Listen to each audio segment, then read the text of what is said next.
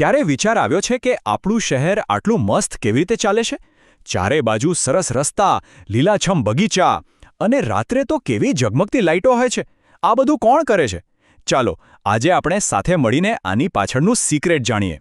જ્યારે આપણે પાર્કમાં મસ્તીથી રમીએ છીએ કે પછી સાફ રસ્તા પર સાયકલ ચલાવીએ છીએ, ક્યારે એવું વિચાર્યું છે કે આ બધું આટલું સરસ કોણ રાખતું હશે? આ બધાની પાછળ કોણ છે? વેલ, આ કોઈ જાદુ નથી.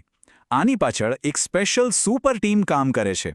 એ લોકો પડદા પાછળ રહીને આપણા શહેરને એકદમ બેસ્ટ બનાવવા માટે દિવસ-રાત મહેનત કરે છે. એ આપણા શહેરના સાચા સુપર હીરોઝ છે. અને હા, આ સુપર ટીમનું એક ઓફિશિયલ નામ પણ છે, મહાનગરપાલિકા. અરે આટલું મોટું નામ સાંભળીને ગભરાઈ ના જતા. એનો સિમ્પલ મતલબ એ જ છે કે એ જ સુપર ટીમ જે આપણા આખા શહેરનું ધ્યાન રાખે છે. તો સવાલ એ છે કે આ સુપર ટીમમાં કોણ હોય છે અને એમને કોણ પસંદ કરે છે? ચાલો જાણીએ કે આપણા શહેરના આ સુપર હીરો કેવી રીતે બને છે. જુઓ, આખી પ્રોસેસ બહુ જ મજાની છે. સૌથી પહેલાં આખા શહેરને નાના-નાના ભાગમાં વહેંચી દેવામાં આવે છે, જાણે કે આપણા પાડોશ જેવા, જેને વોર્ડ કહેવાય છે.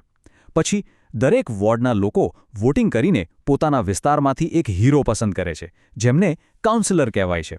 અને છેલ્લે આ બધા જ કાઉન્સિલર ભેગા મળીને ટીમના કેપ્ટનને પસંદ કરે છે, જેમને આપણે મેયર કહીએ છીએ. છે ને ઇન્ટરેસ્ટ?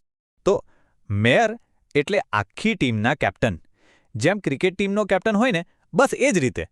મેયર આખી ટીમને ગાઈડ કરે છે કે શહેર માટે શું સારું છે અને કયું કામ પહેલાં કરવું જોઈએ.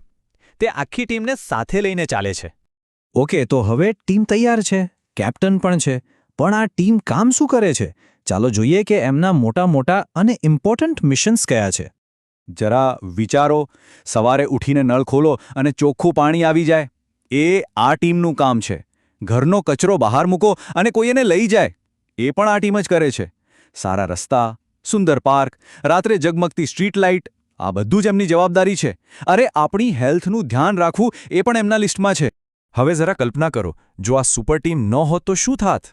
ચારે બાજુ ગંદકી, રાત્રે અંધારા રસ્તા અને પીવા માટે પણ ચોખ્ખું પાણી ના મળે. બાપ રે! પણ સારું છે કે આપણી પાસે આ ટીમ છે, જેના લીધે આપણું શહેર આટલું સ્વચ્છ, સેફ અને રહેવા માટે આટલી સરસ જગ્યા છે. પણ આટલા બધા મોટા કામ કરવા માટે ટીમને શક્તિ તો જોઈએ ને, જેમ કોઈ ગેમમાં પાવરઅપ જોઈએ. બસ એ જ રીતે તો આ ટીમને પોતાનું કામ કરવા માટે પૈસા એટલે કે પાવરઅપ ક્યાંથી મળતા હશે? આનો જવાબ અહીં છે. ટીમને મુખ્યત્વે 3 જગ્યાએથી પાવરઅપ મળે છે.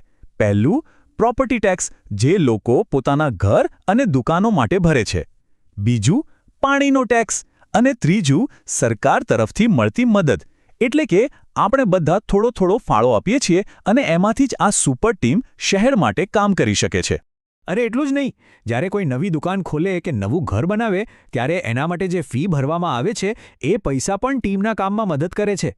દરેક નાની રકમ ભેગી થઈને શહેરના મોટા કામમાં ઉપયોગી થાય છે. અને હવે આવે છે સૌથી મહત્વની વાત. ખબર છે? આ સુપર ટીમમાં તમે પણ છો. હા, સાચું સાંભળ્યું.